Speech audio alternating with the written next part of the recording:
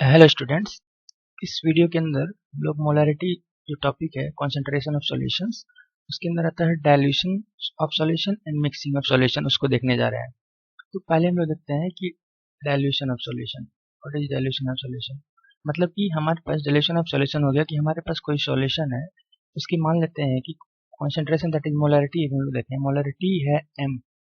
इसमें हमने क्या किया है कि इस वाले सॉल्यूशन में हमने और ऐड कर दिया है कुछ amount of solvent, for example H2 add कर दिया है।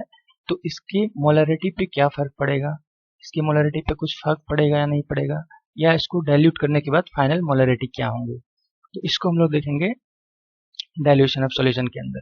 तो मानते हैं कि हमारे पास कोई सॉल्यूशन है, इसके हमें कुछ वॉल्यूम पता है और इसका स्ट्रेंथ पहले पता है। मान लेते हैं कि बिगनिंग में इसका स्ट्रेंथ है m1, मतलब इनिशियल में इसका कॉन्सेंट्रेशन है m1 और इनिशियली इसका वॉल्यूम है v1। ये क्या हो गए, ये हो गए सॉल्यूशन हमारे पास जो बिगनिंग में था, उसके इनिशियल कॉन्सेंट्रेशन थे m1 एंड इनिशियल वॉल्यूम थे v1। तो हम जानते हैं कि कॉन्सेंट्रेशन का फॉर्मूला दैट इज मोलरिटी का फॉर्मूला होता है is equal to number of moles divide by volume of solutions. तो इसका मतलब कि यहाँ पे जो कॉन्सेंट्रेशन हमने लिखा है m1, तो m1 का वैल्यू क्या हो जाएंगे, m1 इज इक्वल टू, मान लेते हैं कि n is number of moles of solute है डिवाइड बाय v1। यहाँ पे n क्या है, n है number of moles of solute, n is number of moles of solute and v1 is initial volume of solution. v1 है initial volume of solution and m1 है initial concentration of solution या initial molarity of solution, initial molarity of solution. अब इसे हम क्या करने जा रहे हैं, इसे हम डाइल्यूट करने जा रहे हैं। इसे हम डाइल्यूट कैसे करेंगे, तो डाइल्यूट हम लोग सॉल्यूशन को कर सकते हैं by adding additional amount of solvent. इसको हम लोग डाइल्यूट करेंगे। डाइल्यूशन का मतलब होता है, डाइल्यूशन का मतलब हुआ एडिशन ऑफ सॉल्वेंट। डाइल्यूशन क्या है, डाइल्यूशन कुछ नहीं है, उसमें हमने additional amount of solvent add कर दिया है। It is addition of solvent in the solution, the already prepared solution. Already prepared solution है, उसमें अगर मैं फिर से additional amount of solvent add करूंगा तो सॉल्यूशन डाइल्यूट हो जाएंगे। अब डाइल्यूट होने से क्या होगा, देखिए मोलरिटी का फॉर्मूला होता है number of moles of solute divided by volume of solutions.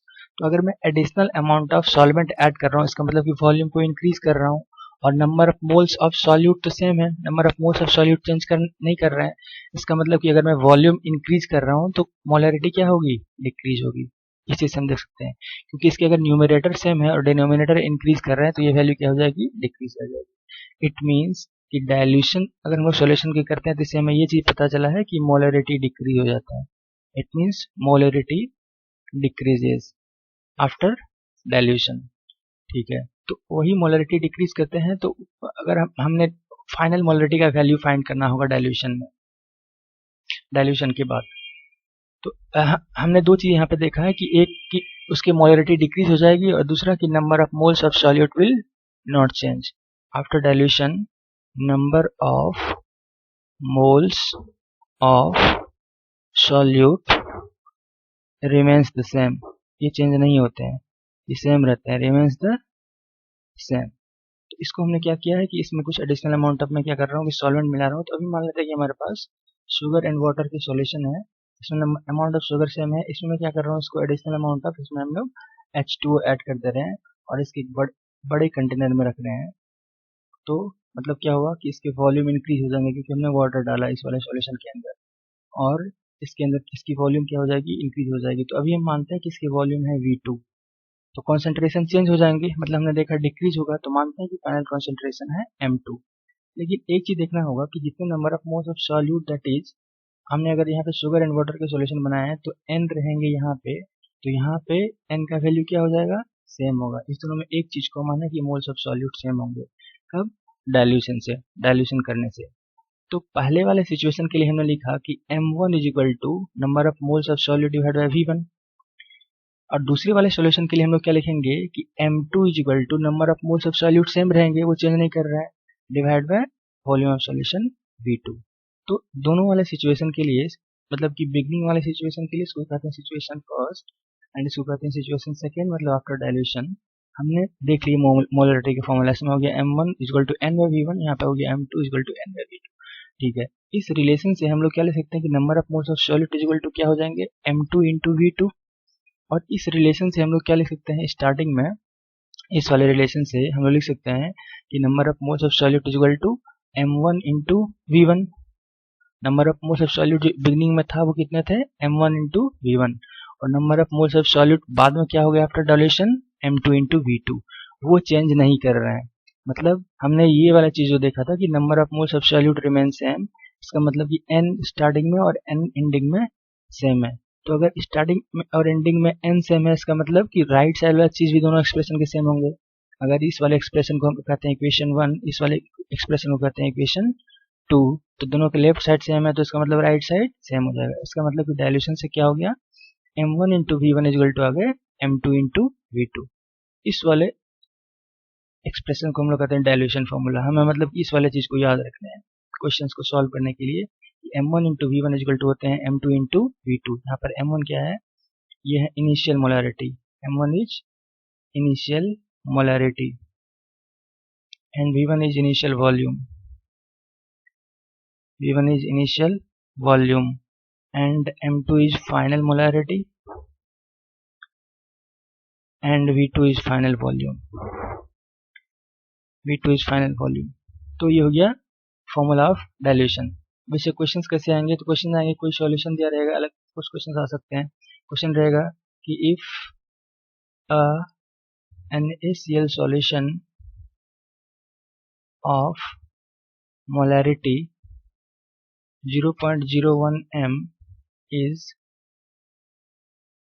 diluted by adding water to a final volume of 2 liter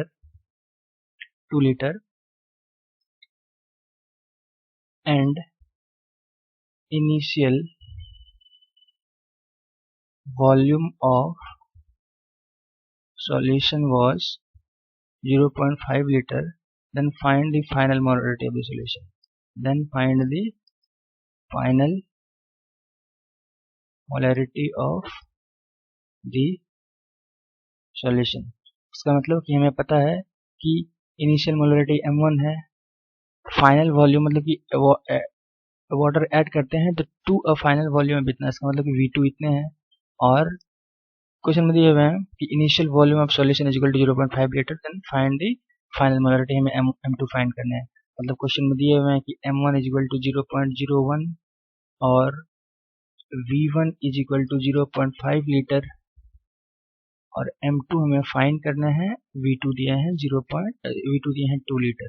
तो सिंपली हमें अप्लाई करना है m1 v1 is equal to m2 v2।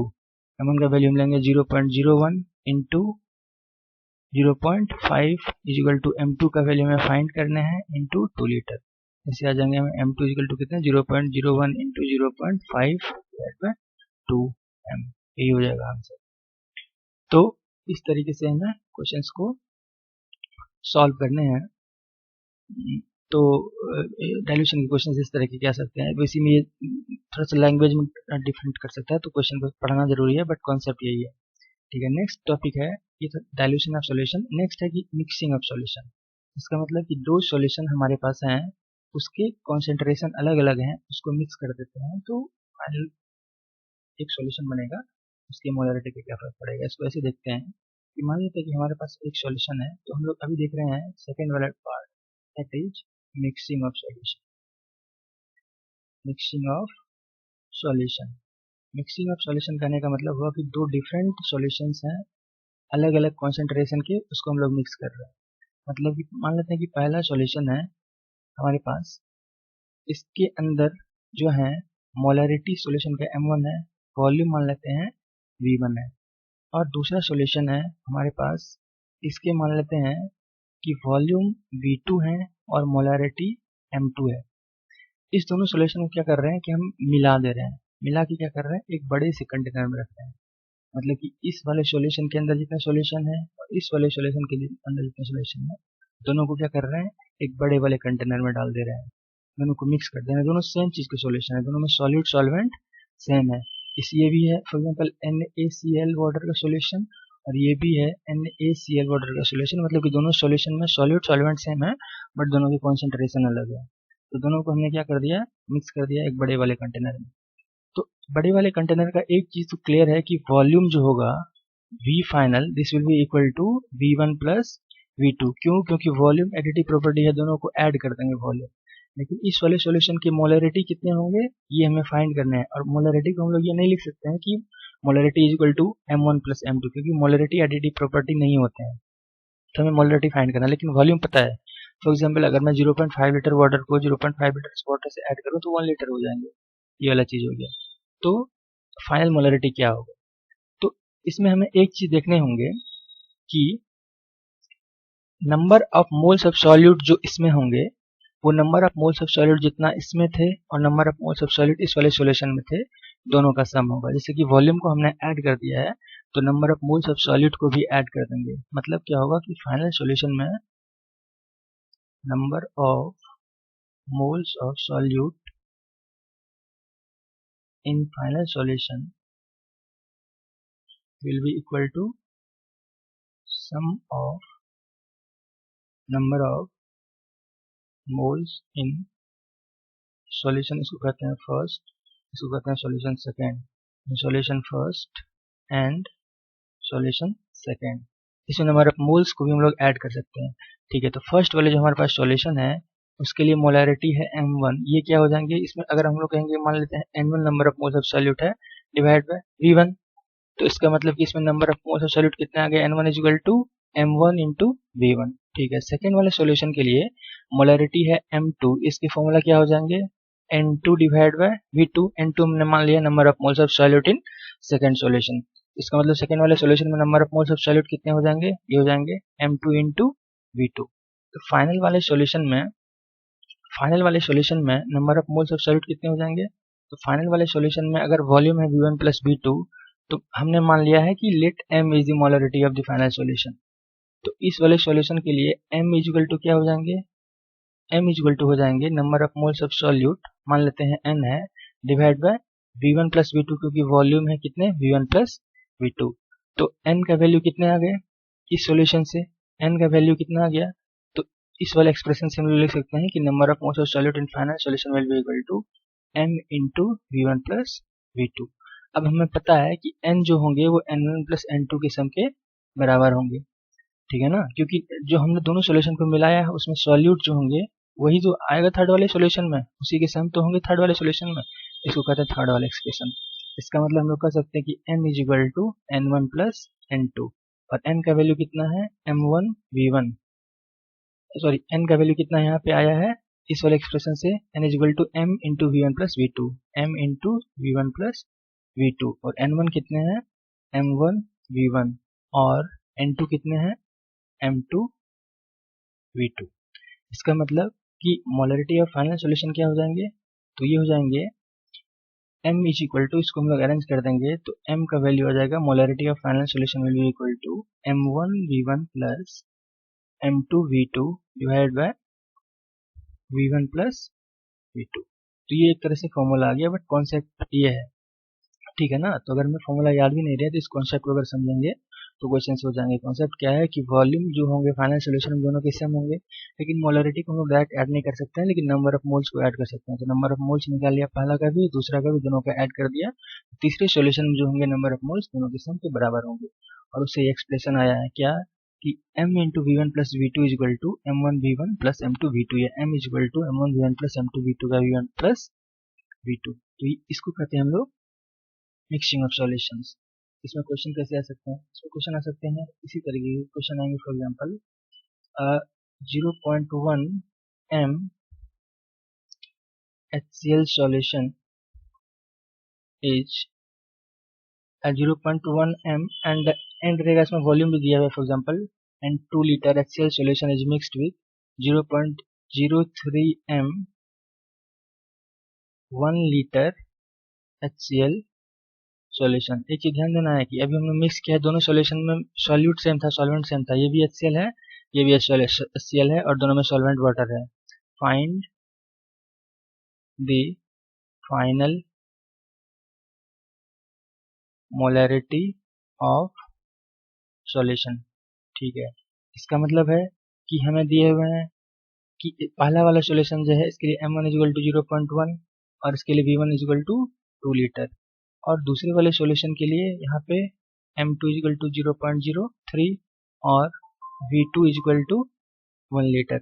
तो हम apply कर देंगे क्या, M इंटू V1 प्लस, हमें निकालना है फाइनल सॉल्यूशन के मोलरिटी इक्वल टू M, मतलब कि दोनों सॉल्यूशन को हम मिला देते हैं एक बड़े वाले कंटेनर में, तो M इक्वल टू वॉट। तो हमें पता है कि फाइनल सॉल्यूशन के लिए V क्या हो जाएंगे, V1 प्लस V2, इसका मतलब कि 2 plus 1 this is equal to 3 litre. तो M into V1 plus V2 this will be equal to M1 V1 plus M2 V2। तो M का वैल्यू हमें फाइंड करना है, V1 प्लस V2 का वैल्यू है 3, this is equal to M1 का value होगा 0.1 एंड V1 का वैल्यू होगा 2 प्लस M2 क्वेश्चन में दिए हुए हैं 0.03 एंड V2 1। इसका मतलब कि M का वैल्यू आ जाएगा M is equal to 0.2 plus 0.03 divide by 3। इसे सॉल्व करेंगे इतने M हो जाएंगे फाइनल सॉल्यूशन के मोलरिटी। तो ये है concept of mixing of solution. ठीक है, तो इस वीडियो में हम लोग इतना ही देखते हैं। नेक्स्ट वीडियो में हम लोग देखेंगे कि कॉन्सेंट्रेशन को एक्सप्रेस करने के अगले तरीका। इस पिछले वाले वीडियो में हमने मोलरिटी एंड मोलरिटी देखा था, तो आगे देखेंगे मोल फ्रैक्शंस एंड आगे की चीज। Thank you very much.